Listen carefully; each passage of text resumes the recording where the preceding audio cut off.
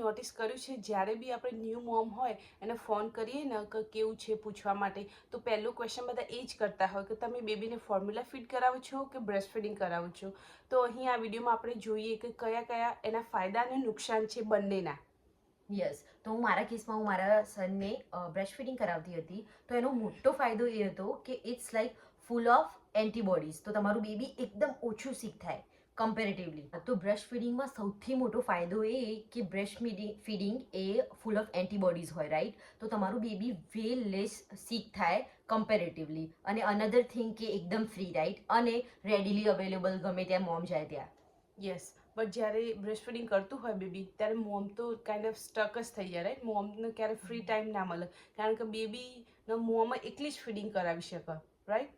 Yes, but another good thing is કે બેબીની need પ્રમાણે breast milk change થાય. જો બેબી સિક હોય તો એમાં એન્ટીબોડીઝ વધારે હોય.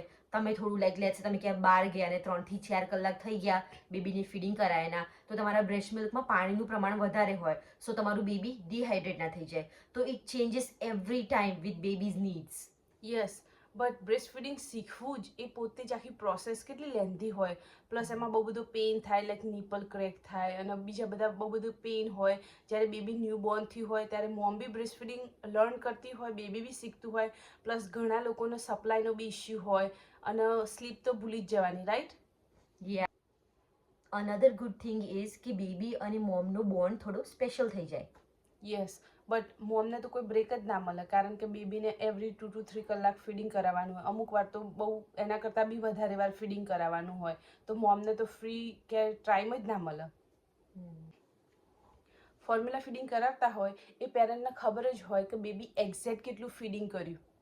યા, but at the same time ક્વોલિટીનું શું, રાઈટ? કારણ કે એમાં જે એન્ટીબોડીઝ બ્રેસ્ટ મિલ્કમાં મળતા હોય એ તો મળવાના જ નહીં બેબીને. યસ, બટ મોમને ઇનફ રેસ્ટ અને બ્રેક મળી ગયો કારણ કે ડેડી હોય, ગ્રાન્ડમા હોય કાં તો ફેમિલી મેમ્બર કોઈ બી હોય એ બેબીને બોટલ આપી શકે, રાઈટ? પણ એક્સપેન્સનું શું? ફોર્મ્યુલા કેટલા બધા એક્સપેન્સિવ છે. તમારા મંથલી એક્સપેન્સમાં એક બીજો એક્સપેન્સ એડ થઈ જાય. અને ઓન ટોપ ઓફ દેટ મમ્મીને બ્રેક તો મળે પણ એટ ધ સેમ ટાઈમ એ બ્રેકમાં બોટલ્સને ક્લીન કરવાની હોય અને સ્ટરલાઇઝ કરવાની હોય. તો એ બધું કામ બહુ વધી જાય મમ્મી માટે. યસ, બટ ફોર્મ્યુલા ફીડિંગના કમ્પ્લીટ ન્યુટ્રિયન્ટ અને સ્ટ્રક્ચર ખબર હોય કે આટલું તો બેબીને મળી જ જવાનું હોય. આઈ નો ઘણીવાર એવું થાય કે બ્રેસ્ટ ફીડિંગ સારું કે ફોર્મ્યુલા ફીડિંગ સારું, પણ ફોર એક્ઝામ્પલ મારા કેસમાં મારું બેબી પ્રીમેચ્યોર બોર્ન થયું હતું, રાઈટ? તો 2 મંથ પહેલાં બોર્ન થઈ ગયું હે બેબી અને બેબીને નિક્યુમાં લાઈક નિયોનેટલ આઈસીયુમાં રાખવું પડ્યું. તો મમ્મી અને બેબીને લાઈક વચ્ચે બહુ બધું સ્પેસ થઈ જાય, રાઈટ? તો એવરી ટાઈમ એ બ્રેસ્ટ ફીડિંગ કરાવવા ના જઈ શકે.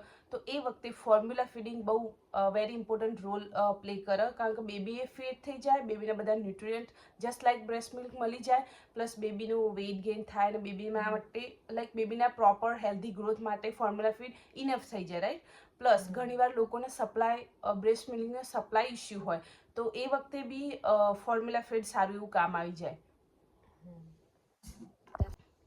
અને જ્યારે બ્રેસ્ટ મિલ્ક ના અને જ્યારે બ્રેસ્ટ ફીડિંગ કરાવવાનું શીખતી હોય ન્યૂ મોમ પહેલી વાર હોય અને કોઈ સપોર્ટ ના હોય તો એટલીસ્ટ 2 to 3 મંથ બેબીના અને મોમના બંનેને પ્રોપરલી શીખતા એટલો ટાઈમ તો લાગે જ.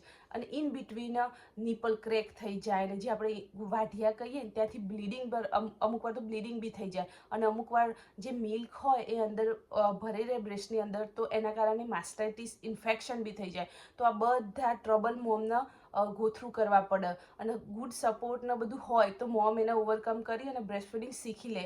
તો બ્રેસ્ટ ફીડિંગ બી શીખવું એક સ્કિલ હ અને એ પેનફુલ બી હ સમટાઈમ. એટલે બંને વસ્તુ ફોર્મ્યુલા ફીડ અને બ્રેસ્ટ મિલ્ક એ બંને જે અવેલેબલ હોય અને જેવા સિચ્યુએશન બેબીની નીડ પ્રમાણે આપણે આપી શકીએ. એટલે એમાં જ્યારે ન્યૂ મોમ હોય એને ગિલ્ટ ફ્રી કરાવીએ કાં તો પછી એને જજ કરીએ એવું કરવાની જરૂર નથી.